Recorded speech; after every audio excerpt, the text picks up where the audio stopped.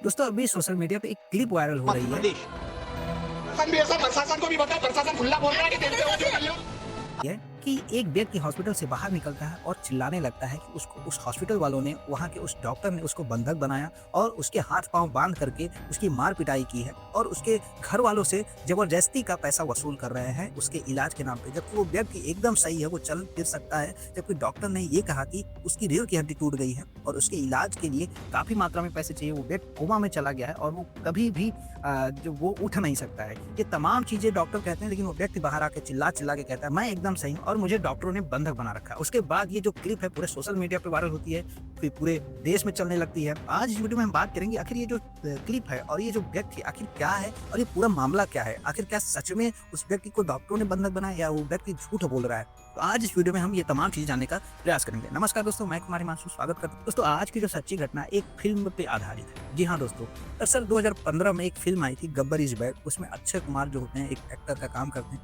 दरअसल अक्षय कुमार जाते रहते हैं तो वो एक औरत से टकरा जाते हैं। उनकी वो औरत जो होती है वो चीखती चिल्लाती रहती है। दरअसल उस औरत का पति मर चुका होता है। उसके बाद अक्षय कुमार उसको एक दूसरी हॉस्पिटल में जाते हैं और एडमिट कराते हैं और उसका इलाज वहाँ पे चलना स्टार्ट हो जाता है। जबकि वो व्यक्ति पहले से ही डेथ सर्टिफिकेट के साथ उसको एक हॉस्पिटल में डिस्चार्ज कर दिया था। वहाँ इलाज शुरू होता है। उसके बाद उसको पैसे भरने के लिए कहा जाता है कि आप इतने पैसे भर दीजिए तभी आपके हस्बैंड बचेंगे। और अक्षय कुमार कहते हैं ये मेरे बड़े भाई हैं। तो अक्षय कुमार पैसे का अरेंजमेंट करने में लग जाते हैं। हॉस्पिटल वाले तमाम चीज़ें उनसे कहते हैं आप ये दवा लाइए, ये टेस्ट कराइए, वो टेस्ट कराइए। ये तीन चीज़ें होती है। बाद में अक्षय कुमार इस तमाम चीज़ों को उजागर करते हैं और ये बताते हैं कि कैसे हमारा मेडिकल सिस्टम हमें लूटता है। तो आज जो है ये घटना शायद उसी से प्रेरित है या नहीं प्रेरित है, आप ये अंत में देखिएगा। दरअसल ये घटना एमपी के रतलाम की है। वहाँ पे एक व्यक्ति था, उसको एक सरकारी जिला हॉस्पिटल में एडमिट किया जाता है और बाद में डॉक्टर ये कहते हैं कि इस व्यक्ति की स्थिति थोड़ा खराब है। दरअसल वो व्यक्ति बेहोश होता है। उस व्यक्ति का नाम बंटी निमामा था। डॉक्टर कहते हैं कि इसकी तबीयत खराब हो रही है, इसको किसी दूसरे हॉस्पिटल में आप इसको इंदौर लेके जाइए, वहाँ शिफ्ट करिए क्योंकि इसकी तबीयत यहाँ पे सही नहीं हो पाएगी। तो घर वाले क्या करते हैं, उस व्यक्ति को वहाँ से निकाल के इंदौर ना ले जाकर, बल्कि वो सोचते हैं कि अगर हम सरकारी हॉस्पिटल ले जाते हैं तो कहीं ना कहीं इसका इलाज बहुत अच्छे तरीके से नहीं हो पाएगा और ये घर में अच्छा बड़ा बेटा है और यही कमाता धमाता। और वो ये सोचते हैं कि अगर प्राइवेट हॉस्पिटल में लेके जाता हूँ तो शायद अच्छे से इलाज हो पाए और ये जल्दी से ठीक हो जाए। वो वहीं के एक हॉस्पिटल जिसका नाम था गीता देवी हॉस्पिटल, वहाँ पे उस व्यक्ति को एडमिट कर देते हैं, यानी बंटी को एडमिट कर दिया जाता है।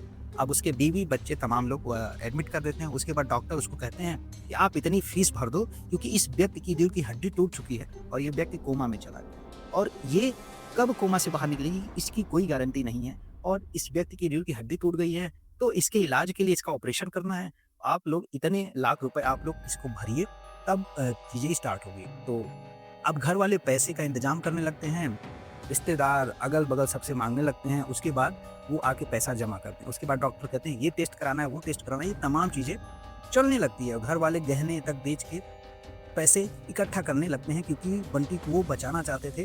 बंटी को किसी भी तरीके से वो फिर से स्वस्थ करना चाहते थे। अब इसी बीच क्या होता है कि जो बंटी होता है उसको होश आ जाता है।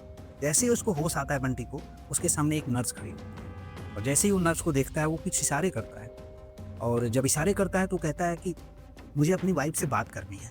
तो उस नर्स ने उसकी वाइफ को ना बुला करके वहाँ के एक डॉक्टर को बुला दिया और डॉक्टर जब आता है तो डॉक्टर से बात करने की जब कोशिश करता है, उठने की कोशिश करता है, तो उसे पता चलता है कि उसके दोनों हाथ दोनों पैर बांध दिए गए हैं। और उसके बाद जब वो चिल्लाना, मतलब उसकी थोड़ी तबीयत सही होती है, वो थोड़ा चिल्लाने की कोशिश करता है तो 4 लोगों को वहाँ के, जो कि वो वार्ड बॉय थे या कोई भी था, उस हॉस्पिटल के ही कोई कर्मचारी को बुला के उसको पीटा जाता है। मतलब वो 4 लोग आके इस बंटी को, यानी जो पेशेंट है, उसको पीटते हैं, मारते हैं और उसको वहाँ पे बंधक बना के रखते हैं।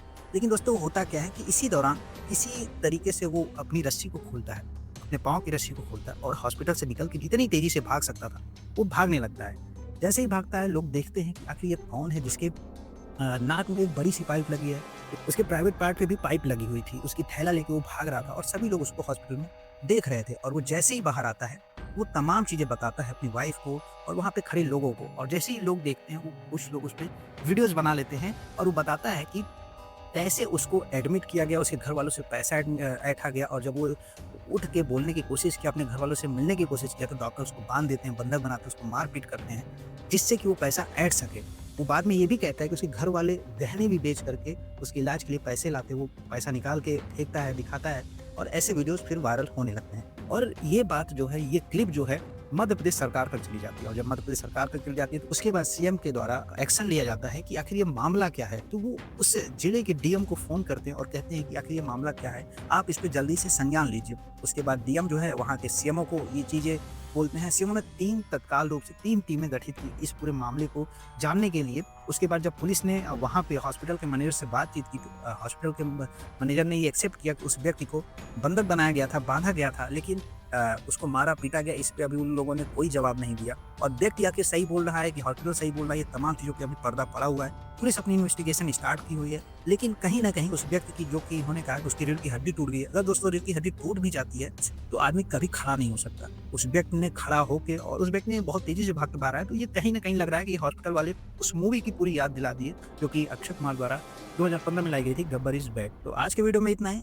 इस घटना को बताने का मतलब आपको ठेस पहुँचाना नहीं, आपको दुखी करना नहीं, बल्कि समाज में हो रहे इस तरीके के अत्याचार से आपको रूबरू कराना है, जिससे आप अपनी और अपनों की सुरक्षा कर सकें। इस वीडियो में इतना ही, मिलते हैं नेक्स्ट वीडियो में, तब तक के लिए जय हिंद।